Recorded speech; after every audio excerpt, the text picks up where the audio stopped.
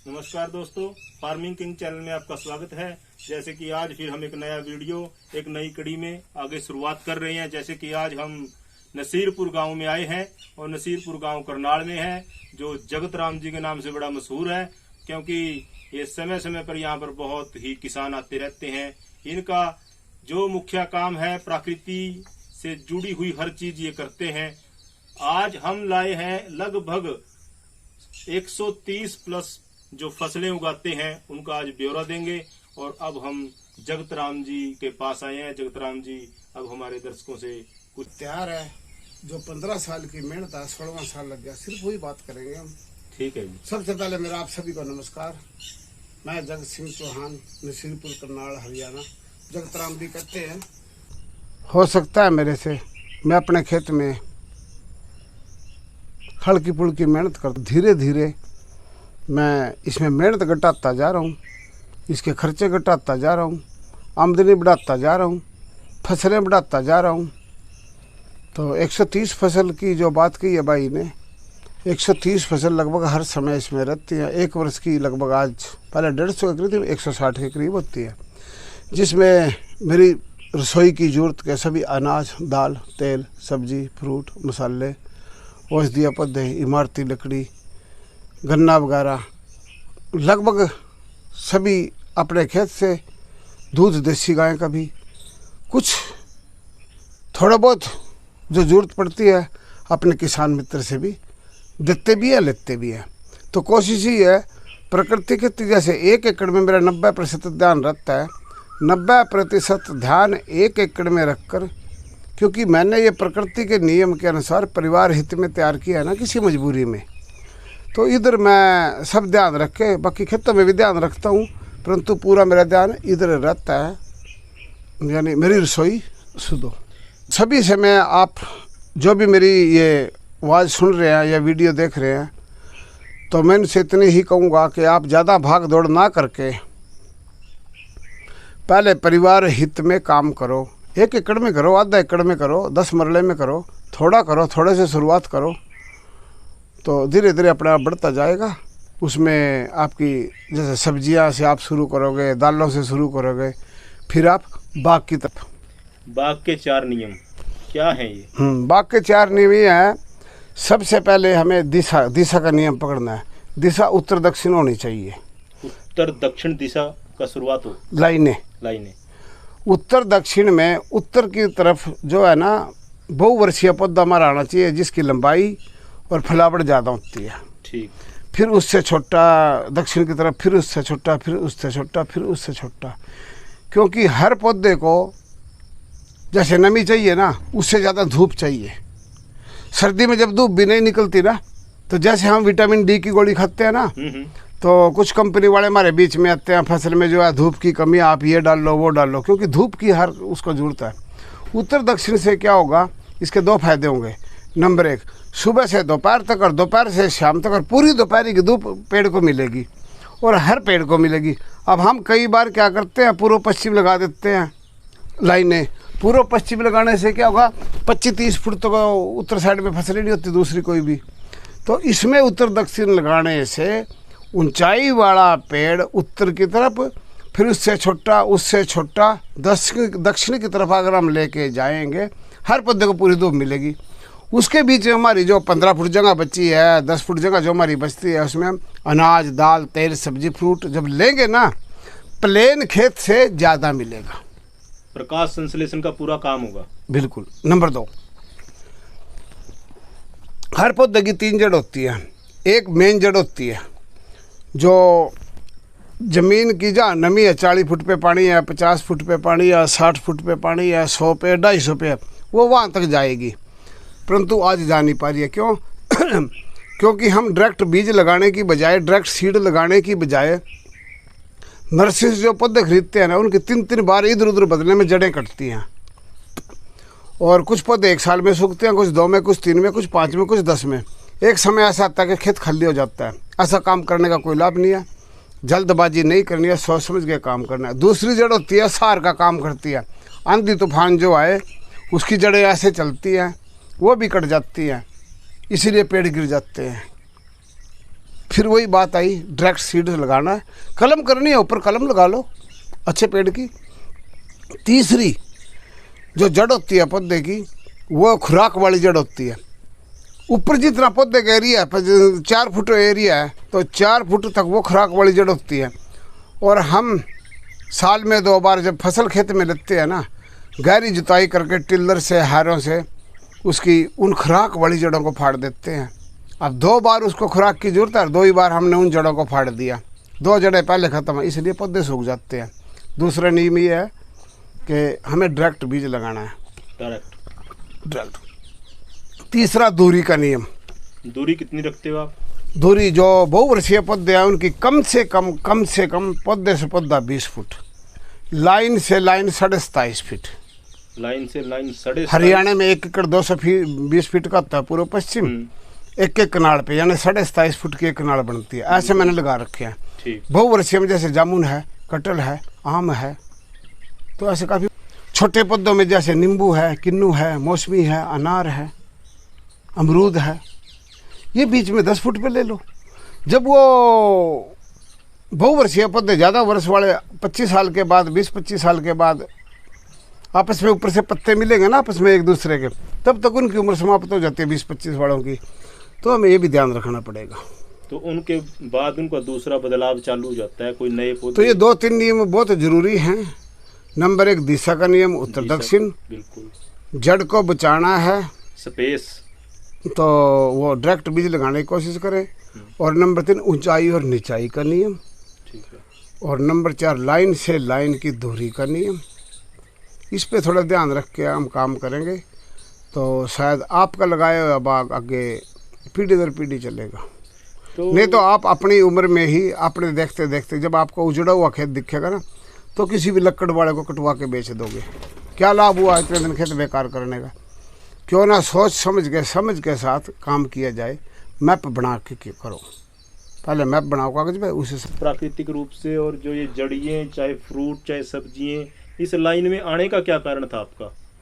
ये तो बहुत लंबी बात हो जाएगी। चलो कुछ भी बताओ आप ब्रीफ में, जो भी आपको अच्छा लगे। मेरे दिमाग में जैसे आजकल यूट्यूब पे वीडियो है, 1 किले में 1 करोड़ 2 करोड़, ऐसा कुछ नहीं था। इस खेत में अब सब्जियां घटती चली जाएंगी, बाग बढ़ता चला जाएगा, परंतु मैंने इसमें 2200 की सब्जी भी डेली निकाल ली है। उसमें भी मुझे घाटा रहा 60,000 का महीने की सब्जी निकालने के बाद। ठीक। चैनल वाले कुछ लोगों ने बोला भी था, देख के कमेंट भी किए थे, अरे वाह 60,000 का महीना, तो आप तो हमारी ज़मीन ले लो, उसमें कर लो आध पे। मगर ठीक, आ जाओ मेरे पास, पहले देखते लो असलियत। क्योंकि कोई भी हम सब्जी लगाते हैं 3 महीने सब्जी लगाने में, मतलब तैयार होने में लगते हैं। 3 महीने हमें सब्जी मिलती है गर्मी की, 3 महीने सर्दी के जाते हैं लगाने में और तैयार होने में। 6 महीने हमें सब्जी मिली है ना, 6 महीने तो हम खाली ना रोटी तो खा रहे हैं ना। तो 60,000 में से 10,000 तो लेबर पर चले गया। 5 बंदे हम घर के सदस्य हैं बराबर काम करने वाले, 10,000 का महीना हमें आया। अब 10,000 का महीना हमें आया यूट्यूब पे वीडियो देखने वालों के लिए, परंतु हम 6 महीने दोनों मौसम में जब खाली रहते हैं, सब्जी जब तक तैयार होती है, तो उसका हिसाब जोड़े तो हम 5,000 के महीने पे खड़े हैं ना। बिल्कुल। फिर मजदूर काम करते हैं 9 से 5 8 घंटे, और हम काम सुबह 5 बजे से 9 बजे तक करते हैं, यानी 18-16 घंटे। जब टाइम ही बेचना है, ओवर टाइम कंपनी भी देती है कंपनियाँ, जब टाइम ही बेचना है, तो जब हम 8 की जगह 16 घंटे काम कर रहे हैं, तो उसका जोड़ो टाइम गुना पैसा, तो हम 2,500 रुपये का महीना काम कर रहे हैं। बोलो कितने किसान करेंगे ये 60,000 के महीने वाला काम, 2,200 की सब्जी वाला। तो फिर उसके बाद लोगों को जल्द सब्जी खाने की, मैं प्राकृतिक तरीके से देसी सब्जी करता हूँ मौसम के अनुसार, तब तक लोग बाजार का गंद खा के छक जाते हैं, नहीं है उनकी किस्मत में। तो धीरे धीरे मैं इसको उतनी मांग रखता हूँ जितनी मेरे ग्राहक की हमारी जरूरत है। ठीक ठीक। अनाज, दाल, तेलों और फ्रूटों की तरफ मैं ज़्यादा ध्यान दे रहा हूँ। कितने प्रकार के हैं टोटल इसमें आपके जो भी फ्रूट हैं? ये मैंने आपको लिखवाए, आप खुद बोलो, आपका लिखो, आप जल्दी इसको समझोगे। सबसे पहले मैंने जो मेन ऑक्सीजन वाले पौधे बता रखे, ऑक्सीजन सब पौधे देते हैं, ठीक है ना, परंतु ज़्यादा ऑक्सीजन वाले वो भी हैं। मसाले लिखवा रखे हैं, फ्रूट लिखवा रखे हैं, सब बोलो। ऑक्सीजन देने वाले आपने जो लगाए हैं, बड़, नीम, पीपल, जिसको आप त्रिवेणी भी बोलते हो, और कुछ भी आप इसमें लगाते हो, लगा रखी है। शीशम, बैंगन, डैंक, किक्कर, सांगवान, ये 5 तरह की इमारती है।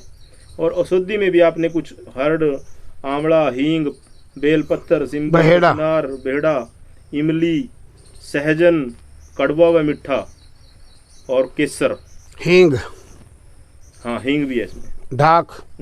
और फलदार में आपके अंगूर, अमरूद जो भी आपने लगाए हैं, इलाहाबादी सफेदा, हिसार सफेदा, L49 बंगलोर, और देसी अमरूद, लाल अमरूद, बारामासी अमरूद, करेलिया अमरूद।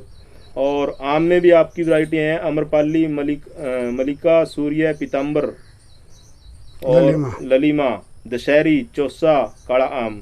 और 12 जो आपने है, बारामासी आम। बारामासी आम, वो अब उस पर कोहर आएगा। ये आम खत्म होने के बाद वो सर्दी में उसकी फसल अक्टूबर तक पक के तैयार होएगी। ठीक ठीक। तो ये आप सब जितने भी आपने प्रकार के फल, फ्रूट, सब्जियां, मसाले जो भी आपने लगाया है, इसको तो मैं डिस्क्रिप्शन में डाल दूंगा। पर मेरे को ये बताओ, इनकी आप कैसे, किस तरह से तैयार रखते हो? चाहे जो फंगस का मौसम होता है उससे कैसे बचाते हो इसको, इन फ्रूट्स को, सब्जियों को? बहुत बढ़िया बात पूछी। 60-70 वर्षों से पेस्टिसाइड, फर्टिलाइजर बेशुमार बिना समझ के हम लोगों ने डाल के ज़मीन को बीमार किया है। पहले हमें ज़मीन का शुद्धिकरण करना पड़ेगा, ज़मीन को शुद्ध करना पड़ेगा। और ज़मीन को शुद्ध करने के लिए मैं सबसे ज़्यादा वेस्ट डीकम्पोजर का साल में 2 बार प्रयोग और खेतों में करता हूँ। अब इसमें पहले किया था, इसमें तो 6 साल से सब बंद है। सब बंद है? सब बंद है, क्योंकि ये खेत अपनी जरूरत पूरी करने लगे। इतना इसमें पत्ता, इतना खरपतवार जो सब इसी में रहता है। तो तभी मतलब जो है ना, ज़मीन पूरी बीमार है, फंगस पूरी ज़मीन में है। ठीक। अब लोग कहते हैं पपीता मैं लगाता हूँ, परंतु अब इतना कामयाब नहीं। उत्तर भारत में जो है ना, चौमासे की बारिश और सर्दी जनवरी दिसंबर की इसको ख़राब कर देते हैं, इसमें फंगस आई जाती है। बाकी पौधे धीरे धीरे जो है, जैसे स्वस्थ ज़मीन होती जा रही है, हो गई है लगभग, तो इसमें इतनी देख रेख की जरूरत नहीं है। प्रकृति का अपना काम खुद करती है, हमें थोड़ा इसमें देखने की रहेगी। शुरू कितने साल, आज अरसा कितना हो चुका है? जून में 15 साल हो गया, अब 16वां लग गया है। अब 16वां, इसमें जुलाई से चालू हो गया आपको। तो शुरू में आपको, मान ले जब ये काम शुरू किया, तो उसके लिए आपको मेहनत तो बहुत करनी पड़ी होगी। उसमें आपके सामने बहुत कुछ फेस भी करना पड़ा होगा, चाहे मान लो काफ़ी मुश्किलों का सामना भी होगा, बीमारी बार बार आई होगी। नहीं, उसमें मैंने सबसे पहले जो है ना, जिस मजबूरी में काम शुरू किया था, पहले मैंने अपनी रसोई की ज़रूरत के लिए इस 1 एकड़ में अनाज, दाल, तेल, सब्जी, फ्रूट, मसाले सभी मिला के, पेड़ नहीं थे, 125 आइटम अपनी रसोई की पूरी की थी। ठीक। उस समय अनाज देसी बहुत तरह के, तेल भी 5-6 तरह के, दालें भी, मतलब थोड़ा। फिर 6 वर्ष से मैं इसमें बाग लगाने की मैंने सोची। 6 वर्ष पहले मैंने इसमें बाग लगाना शुरू किया था। ठीक ठीक। तो मुझे तो ऐसा कोई महसूस नहीं हुआ। देखो, मेहनत तो हर काम में है, मेहनत तो करनी पड़ेगी। आप दुकान कर लो, अगर वहाँ पर बैठोगे नहीं, मेहनत नहीं करोगे तो कहाँ से मिलेगा? फर्टिलाइजर तो डालते नहीं बिल्कुल भी, कुछ जो आपकी ऑर्गेनिक तैयार करते हो कुछ? पहले मैंने इसको जीवामृत दिया। आप खुद तैयार करते हो जीवामृत? जीवामृत खुद तैयार करते हैं। अब मैं फसल अमृत तैयार कर रहा हूँ 2 साल से लगभग, वो मेरा क्लियर आ गया। ठीक है। कई लोगों ने बोला भी इसको पेटेंट करा दे, मैं बाद की बात है। ठीक है। तो शुरू में जब मैंने इसकी शुरुआत की थी, तो मैंने इसमें कुर्डी के खाद डाल के शुरुआत की थी। ठीक ठीक। गोबर खाद जैसे हम पहले डालते थे, खूब दबा के ऐसे शुरुआत की थी। फिर हर साल इतना महंगा 15-20 हज़ार का, देखो खाद, अच्छा खाद इससे कम पड़ता नहीं है। फिर मैं धीरे धीरे जीवामृत वगैरह, तो और उसमें कच्चा गोबर रह जाता, उसको डीकम्पोज करने के लिए ये अपना डीकम्पोजर वगैरह चलाता था। तो धीरे धीरे इसमें सीखता रहा, करता रहा, और सीखते सीखते आज आपके सामने है ये। घूमते कुछ दिखाएं थोड़ा बहुत, कुछ भी आपके साथ? हाँ, चलो। जो भी आपने लगाए हैं, खेत के दर्शन करवाते हैं, मेन बात जो है ना। लगे ये बोलकर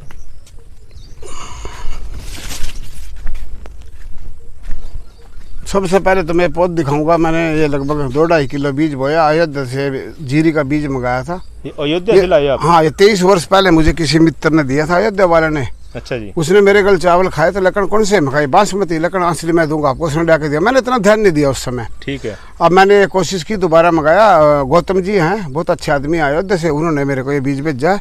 ये असली बासमती, छोटे, लंबाई कम है, दाने की खुशबू वाली, पड़ोस में ये पता चल जाएगा भी चावल बना है बासमती आज। ठीक है। ये अपने खाने के लिए 2 कनाल। हाँ, 2 कनाल सिर्फ अपने खाने के लिए। मांग आएगी आगे कि 1 एकड़ भी लगा देंगे।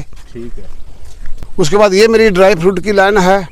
जिसमें मेरा जो है बादाम है, अच्छा जी, सेब है, अखरोट है, आड़ू है, और इसमें क्या नाम इसका, खुमन्नी है, और एक और नया फल है जो मैं बता रहा था, नाम नहीं जानता, परसीमन है जो जापानी फ्रूट कहते हैं। इधर मेरी ये लाइन जो है ये अपना आम, चीकू, खिरनी वगैरह की है। ये सब्जियों में जैसे बांस पे तोरी की लाइन चल रही है। पूरा खेत में अगर मैं घूमूँ तो ये तो कम से कम 4 घंटे का काम होगा, पूरा नहीं होगा कभी भी। मैं मेन आपको इधर से दिखाता हूँ, मेड़ से घूम के। ये मृदुला अनार आ गया, इधर इसमें भगमा था, आगे गणेश अनार आ गया, और बीच बीच में सब्जी जैसे पेठा नजर आ रहा है, पेठा दिखा दो आप, मिठाई वाला। ये पेठा एक मिनट पास जाता हूँ, हाथ में उठा लो।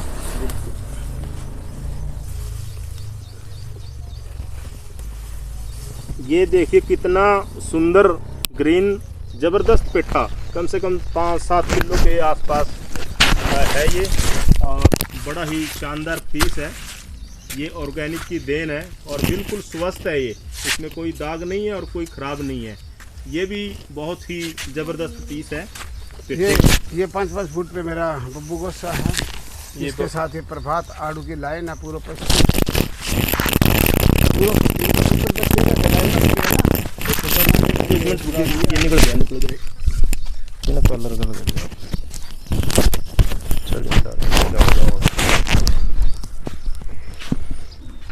ये बीच में भिंडी है, ये मंडुआ आ गया जिसको रग्गी कहते हैं लोग, ये रग्गी मंडुआ। ये इलाहाबादी सफेद अमरूद आ गया,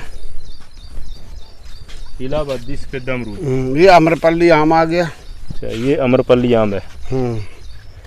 गुच्छों में है पूरे, ये बहुत अच्छा है। बिल्कुल बिल्कुल। मल्लिका उधर है, मल्लिका वो देखना है मैंने, वो उधर से बनाऊंगा उसका वीडियो।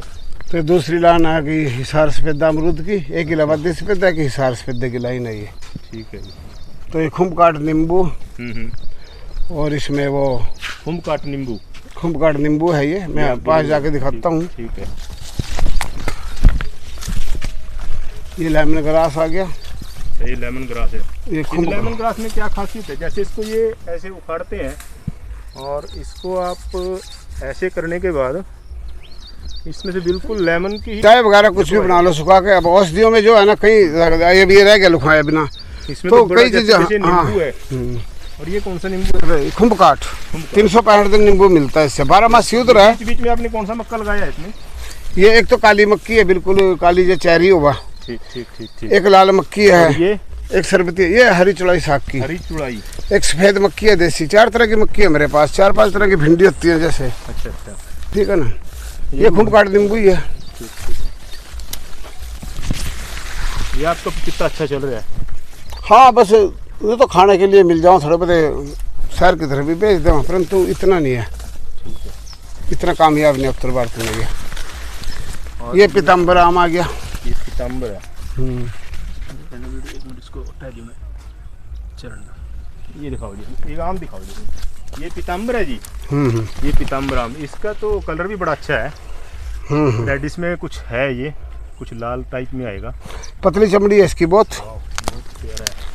ये अब की बार कमाल हो गया। देखो ये फागुन में यानी फरवरी में बेर लगते हैं। अच्छा जी। इस पे बेर भी लगे हैं। अच्छा जी। और फूल भी आया। अब देखो जुलाई लग गया है, अब बेर दिखा रहा हूँ आपको। वाह जी, बहुत अच्छे बेर है इस पे तो। ये तो हम भी सोच रहे हैं भैया इस मौसम में बेर कैसे लगे। चलो, ये सब प्रकृति की देन है, ये अपना काम खुद करती है। और केचुआ खेत में भरपूर है, सभी लोग कहते हैं, परंतु यहाँ पर कछुए भी बन गया अब खेत में। कछुआ देखने को मिलेगा कहीं? नहीं, कछुआ मिट्टी में घुस जाओ। परसों को मिला था, परसों घूम रहा था। 5-6 वर्ष पहले। कितने कछुए मिले हैं आपको आज तक इसमें? नहीं देखो ऐसा कुछ नहीं दिखता। बाकी सांप अपना मिल जाएगा। किस चीज का? ये सिंदूर है। सिंदूर। सांप को तो गांव में सपेला रहा, मैं बीन बजवा दो, सांप अपना देखना मिल जाएगा। अच्छा। परंतु कछुआ बीन बजाने से आवेगा नहीं। ये सूर्य आम आ गया। हाँ, ये सूर्य आम, ये देखना था हमने, जिसका दोस्तों पिछले वर्ष रुका पड़ा था। की ताकत, कितने प्रकार के आम हैं यहाँ ताऊ जगतराम जी के पास। ये देखिए कितना चाम है। टूटा बैठाइए बेटे। और ये आम टूट भी गया है, एक नीचे पड़ा है। ये देखिए 2 आम है। तैयार है ये तो समझो, इनको देखो, पाल ये लगा देंगे फिर तैयार हो जाएगा पक्के। इसको हाँ जी, इसका नाम क्या है? सूर्य। सूर्य, ये सूर्य आम है। आप एक तरह दिखाओ जरा।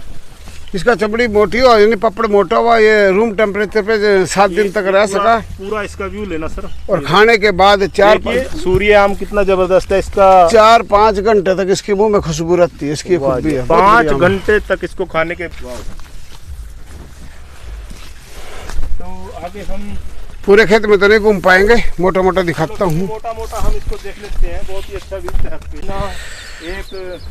एक ये परवल आ गई। ये परवल है। परवल है ये कचरी भी बोलते हैं इसको तो। नहीं, कचरी अलग है। अच्छा, कचरी अलग होती है, परवल है। ये परवल है, देखो। ठीक ठीक।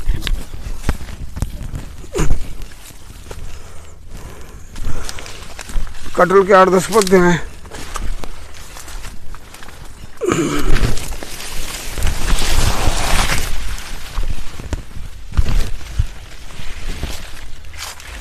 ये कौन सा अमरूद है वैसे? ये देसी अमरूद। अच्छा, अपना देसी होता है ये। और ये किन्नू। ये किन्नू है। किन्नू आ गया। देखिए ऑर्गेनिक किन्नू, कितना पेड़ ये लगा है। ये लीची के पेड़ आगे इधर। किन्नू ही किन्नू है। और ये सामने लीची और केला ही केला। आप दर्शन करिए, इतना केला आपको देखने को मिलेगा। एक कनाल यानी 20 मरले होता है एक कनाल का, 20 परंतु मरले में नहीं 15 मरले है उधर टिवाली पे ना। 15 मरले में 150 पौधे ये केले के हैं। 150 पौधे केले के। और कहीं केला आया इसमें इस टाइम? हाँ, केला 2 पेड़ों पे आया है, बाकी अभी तैयारी पे है। ठीक है ठीक है। और इसके साथ में ये लीची है। हाँ, लीची। और 45 पौधे इसमें कागजी और 12मासी नींबू के हैं। कागजी और 12मासी नींबू। मोरिंगा, जिसको मतलब मुरिंगा कहो ना आजकल। हाँ जी हाँ जी। कड़वा मीठा सहजन है। ये सहतूत का पेड़ है, 3-3 इंच कड़वा लंबी। मीठा सहजन। ये बेलपत्र उठा भी, ये कागजी बेलपत्र। ये देखो देसी बेलपत्र अलग हो, कागजी 2 से 2.5 किलो का पीस। उठा के ले अभी इसको इधर। ये बेल पत्थर है। इतना बड़ा बेल पत्थर तो मैंने कभी देखा नहीं। ये कागजी है, जैसे थोड़ा इस पे चोट मारेंगे ना, जमीन में मारेंगे, बड़े आराम से खुल जाएगा ये। वाह।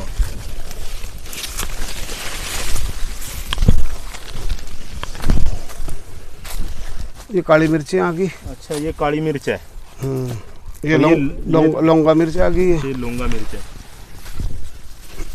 ये लौंगा मिर्च की और काली मिर्च की लाई ना। ये जो आप काचरी कर रहे थे, ये इधर आगे। अच्छा, ये वो काचरी ठीक है, जो खेत कम हो जाते थे पहले। उठा ले, पकड़े है ये। अच्छा, ये पकड़े। ये काचरी। ये काचरी सब्जी वाली। काचरी सब्जी वाली। ये देखो बहुत बेशुमार, खा भी नहीं सकते, इतनी ज्यादा पैदावार होगी इसकी। ये तो ऐसे ही। ये किन्नू के ऊपर कोकोड़ा चढ़ गया है। कोकोड़ा किन्नू, आपके किन्नू। ये देखो कोकोड़ा। अच्छा, ककोड़ा। मीठा करेला भी जिसको कह देंगे कोकोड़ा। अच्छा, ये साइज इतनी होगा इसका, बहुत मीठी सब्जी बनाई। मीठा करेला कह सका इस नाम। अच्छा, मीठा करेला। ये साइज इसका इससे बड़ा नहीं होता? बस इतना ही है। ठीक ठीक। इसकी बेल इसके ऊपर नींबू के ऊपर आई है ये। ये नींबू तो बिल्कुल अलग प्रकार के हैं। ये नींबू नहीं है, किन्नू है। अच्छा, किन्नू। ये किन्नू है, वो नींबू उधर था। ये किन्नू के ऊपर ये 20 चढ़ की बेल, ये 9-10 इंच की फलियां लंबी। अच्छा, ये बेलें इसके नींबू के ऊपर आई हैं। ये फलियां फिर आप तोड़ लेते हो? हाँ, सब्जी में रहता है। ये गन्ने की ना 15-0-23 के बाद वो भी धीरे धीरे प्रकृति का आ जाएगा। ये क्या है? ये क्या? हाँ, अच्छा, ये भी कच्ची है। कच्ची है अभी। ठीक है, काचरी। ये फालसा की फसल अब समाप्त हो गई है। अच्छा जी। तो कुछ पीस फालसा की सब्जी बनती है जी? नहीं, ये फ्रूट है, बहुत बढ़िया खाने का। ये देखो आगे फिर आगे हैं। अच्छा। और फूल भी आ रहे हैं। अच्छा, ये फालसा अब आएगा। ये 365 दिन इस पे मतलब जो है ना, एक दो पीस खाने के लिए तो मिल जाते हैं, परंतु असली जो इसका समय होता है ना, पूरा मई दबा के चलता है, खूब भरपूर फसल मई में। काला अमरूद दिख रहा है। हाँ, ये काला अमरूद है सामने। ठीक है।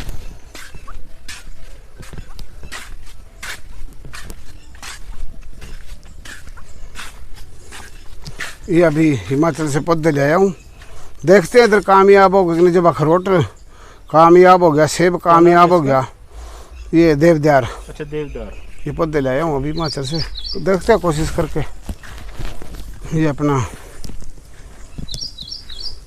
चटनी वगैरह जो होते, मरुआ, मरुआ, रात की रानी, हरी चौड़ाई, लाल उधर दिखाई थी, कड़ी पत्ता, ये पुदीना। पुदीना। मकान की दीवार के साथ साथ 10 पौधे ये सागवान के ला दी थी। अब दीवार के साथ साथ रखो। इसका क्या फायदा होता है सागवान? दीवार नहीं तपेगी, छाए रखेगा। और बाकी इमारती लकड़ी बहुत बढ़िया सबसे। ये केला, हल्दी और नींबू वगैरह आ गए। तो ये है जी, ठीक है। मेहनत इसमें जो है, इसमें केला धीरे धीरे आगे जाना पड़ेगा, मिल जाएगा। कोई नहीं, जाते हैं, चलो देख लेते हैं थोड़ा, जब मिल जाएगा।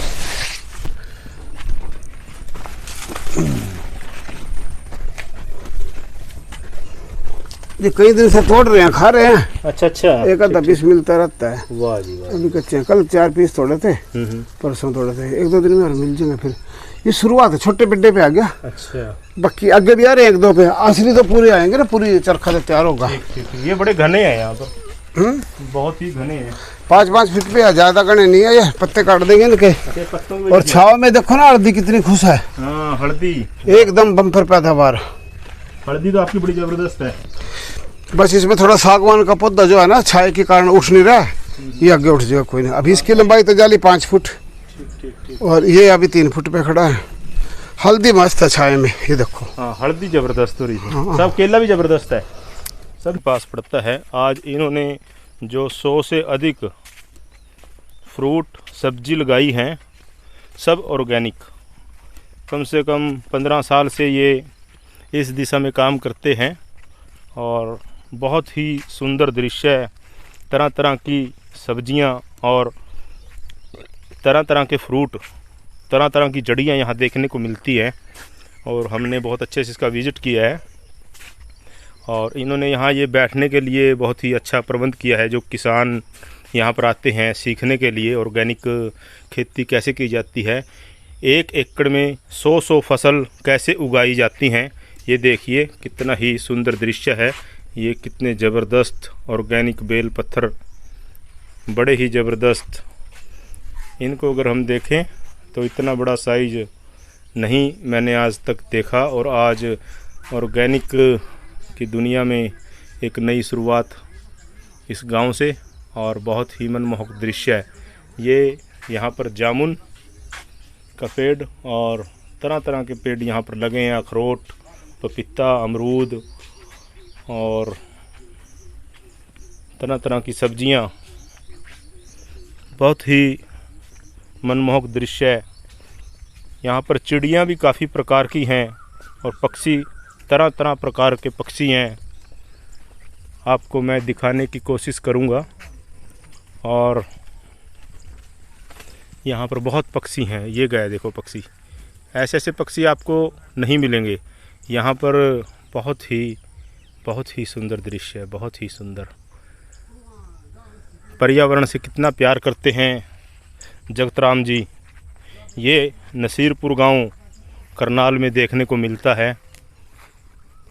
जो आपको मैं दिखा रहा हूँ, ये चीकू का जो पेड़ा है, ये चीकू देखिए, चीकू आए हैं। ये देखिए चीकू, ये सब ऑर्गेनिक है। ये देखिए चीकू, बिल्कुल ही ऑर्गेनिक।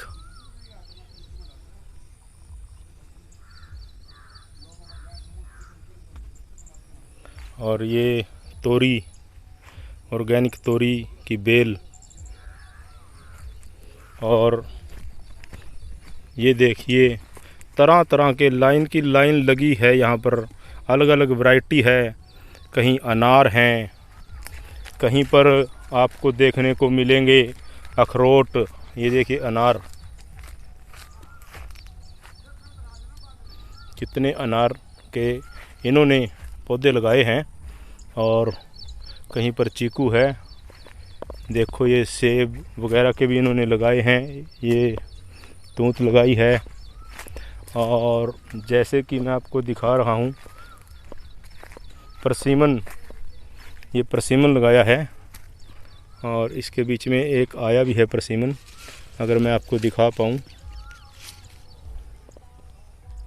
ये बहुत ही ज़बरदस्त फ्रूट है, बड़ा मीठा होता है परसिमन। आप अगर YouTube पर देखोगे जाकर, कहीं ना कहीं आपको इसका फल नज़र आएगा। ये इन्होंने लगाए हैं। अभी ये परसिमन का तैयार होने वाला है। जब यहाँ पर हो चुका है तो ये आने वाले समय में काफ़ी इसके पौधे लगाएंगे और इसको भी आगे लेकर जाएंगे। ये अनार का एक देखिए कितना अनार आया है इसके में। ये फिर चीकू का आया है।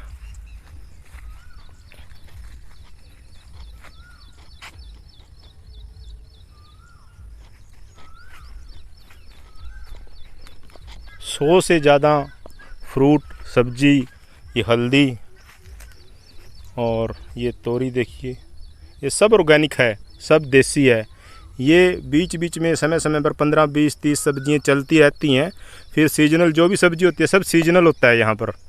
और यहाँ पर आपको तरह तरह के पौधे, जो तरह तरह के अमरूद, तरह तरह के अलग अलग टाइप की सब्जियाँ आपको देखने को मिलेंगी। बहुत ही ज़बरदस्त 100-150 से ज़्यादा इसमें फ्रूट, सब्जियाँ और काफ़ी कुछ लगा है। इसमें पपीता मैं आपको दिखाने की कोशिश कर रहा हूँ। यह है तरह की वैरायटियाँ हम देखते ही रह जाते हैं। और आप यहाँ पर कितने पक्षियों की आवाज़ें सुन रहे होंगे।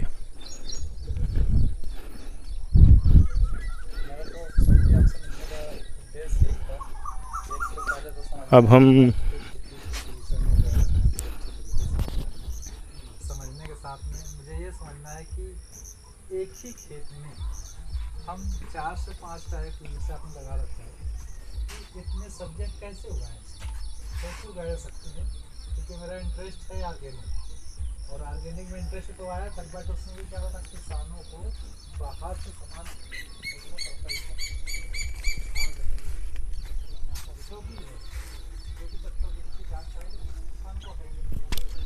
आप देखते रहें।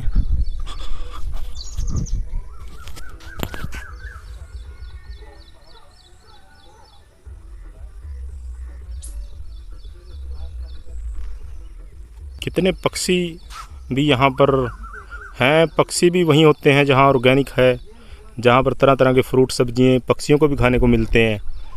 तरह तरह की तितलियाँ, यहाँ पर हर चीज़ आपको अवेलेबल होगी। मोर तक यहाँ पर मिल जाते हैं, कछुआ तक इस खेत में आ चुका है। तो कितने भाग्यशाली किसान हैं और बहुत ही मेहनती हैं।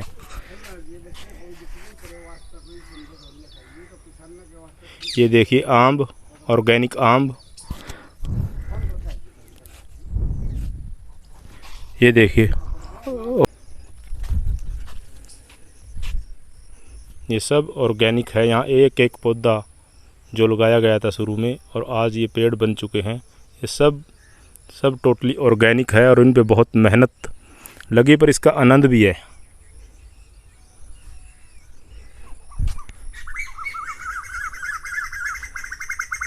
ये आपको पक्षियों की आवाज़, इतनी मधुर आवाज़ आपको यहीं सुनने को मिलेगी, कहीं नहीं मिलेगी। यहाँ पर तरह तरह की 200 प्रकार के पक्षी हैं। यहाँ पर चिड़ियाँ, कोयल,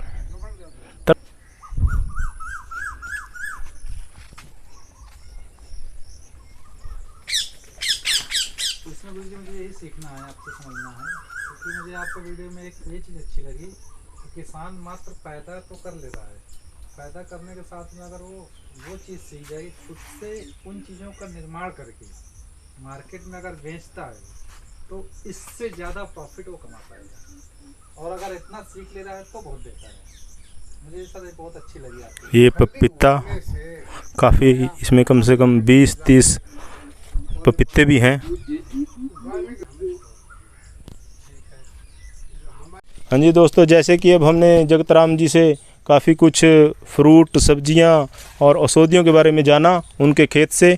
अब हम दिखाते हैं जैसे वो जीवामृत तैयार करते हैं और गोबर के खाद से, नीम से या अलग अलग जो भी वो इसमें औषधियाँ डालते हैं उनसे ये खाद तैयार होता है। और ये खाद तैयार होने के बाद इसमें देखिए कितने केचुए वगैरह या कीड़े कितने तैयार हैं। इनसे ये देसी ऑर्गेनिक के लिए बहुत बढ़िया होता है खाद, और इसको ये तैयार करते हैं। और बाद में इनका घोल इन टंकियों में डालते हैं पानी के साथ, ताकि बाद में ये सीधा डायरेक्ट सप्लाई होता रहता है खेत में। जैसे कि देसी कीटनाशक 20% और पानी 80%, ये इसमें दिखाओ, देसी कीटनाशक 20% और पानी 80%, इनमें घोल बनाते हैं। वेस्ट डीकम्पोजर 20% और पानी 80%, वेस्ट डीकम्पोजर 20 और पानी 80% मिलाते हैं, इसका भी घोल बनाते हैं। और ये सारा टेक्निकल तरीके से इन्होंने किया है। ये फसलामृत 20% और पानी 80%, इसका भी ये घोल तैयार करते हैं। ये इन्होंने 4 टैंक तैयार किए हैं और इन चारों टैंकों में पूरे का पूरा जो ऑर्गेनिक में प्रयोग किया जाता है और उसका जो घोल है डायरेक्ट यहाँ से खेतों में नालियों के द्वारा पहुँचाया जाता है। इसमें फसल मित्रा शुद्ध 100% इसमें होता है। ये सारे का सारा यहाँ से इन नालियों से खेत के अंदर लेकर वहाँ पर छिड़काव किया जाता है। और यह बिल्कुल ही देसी विधि है जिससे ये अपना डिकम्पोज़र वगैरह तैयार किया जाता है। अलग अलग इसमें चाहे वो गुड़ हो, चाहे अलग अलग प्रकार के जो भी ज़रूरत इसमें डलती है वो डालकर इसे बनाया जाता है। और ये पूरा ही ढांचा इन्होंने तैयार किया है। यहाँ से ये बिल्कुल ही ऑर्गेनिक तरीके से ये खाद तैयार करते हैं और उसके बाद इसको फलों में, सब्जियों में जहाँ पर भी ज़रूरत होती है उसको लगाते हैं। यह बहुत ही बढ़िया कदम है। और आगे हम आपको कुछ और भी दिखाएंगे। हाँ जी, अब खेत में 130 प्रकार की जो भी फसलें थी, फ्रूट था, चाहे सब्जियाँ थी, वो सब दिखाया। और अब हम जगत राम जी नसीरपुर से, और इसके लिए हम इनसे पूछते हैं भी आप हमारे दर्शकों को क्या बताना चाहते हैं एंड में। बस मैं तो दर्शकों तो यही कहूँगा, जो खाने वाले हैं वो थोड़ा शुद्ध खाने की तरफ ध्यान दें। शुद्ध खाने का मतलब मौसम का खाएं, बिना मौसम की सब्जी या फ्रूट। रेट में तो 4 गुना महंगा है ही है। बेशक आपकी जेब अच्छी हो, परंतु वो बिना मौसम का 4 गुना महंगा खा के आपकी सेहत को बर्बाद कर देगा, ख़त्म कर देगा। इसमें मेरे बताने की ज़रूरत नहीं है। आज देख लो आप, हर आदमी बीमार क्यों है, प्रकृति के विरुद्ध चल रहा है। और मौसम की जो सब्ज़ी आप खाओगे उसकी सिर्फ एक ही पहचान है। जो बाज़ार में सस्ती सब्ज़ी होती है ना, वो मौसम की होती है। जेब भी बचेगा, स्वास्थ्य बचेगा। और किसान भाइयों के लिए मैं इतना कहूँगा, दौड़ ना करके ज़्यादा नंबर ना बनाने की ज़रूरत है। पहले परिवार हित में थोड़ा सा कर लो, बाद में समाज हित देख लेना, उसके बाद देश हित भी देख लेना। हो सकता है आपका देख के किसी को रीस आ जाए, थोड़ा बहुत कोई अपने परिवार के लिए अनाज दाल तेल सब्जी फ्रूट मसाले थोड़ी रियम कर ले, 1-2 बीघा में। उनको लगे कि भी हाँ ये काम अच्छा है, ये भाई कर रहा है तो क्यों ना मैं भी करूं। तो ऐसा करते करते मांग बढ़ती जाएगी, एरिया बढ़ाते चले जाओ, एरिया बढ़ता चला जाएगा, किसान भी बढ़ते चले जाएंगे। तो तभी सही समय आएगा। एक दूसरे का सभी ने जो है ना साथ देना पड़ेगा, खाने वाले ने भी, उगाने वाले ने भी। अभी तो खाने वाला भी गड़बड़ में, उगाने वाला भी गड़बड़ में, दुविधा में है। तो मिलजुल के सभी काम करेंगे। परिवार हित में करो, खुद फैसला लेके एक संकल्प लो कि मैंने जो कदम रखा है मैं पीछे नहीं हटाऊँगा। बेशक थोड़ी एरिया से, बिल्कुल थोड़े एरिया से शुरुआत करूँगा। मैं शुद्ध उगाऊँ, शुद्ध खाऊँ, शुद्ध परिवार को दूँ।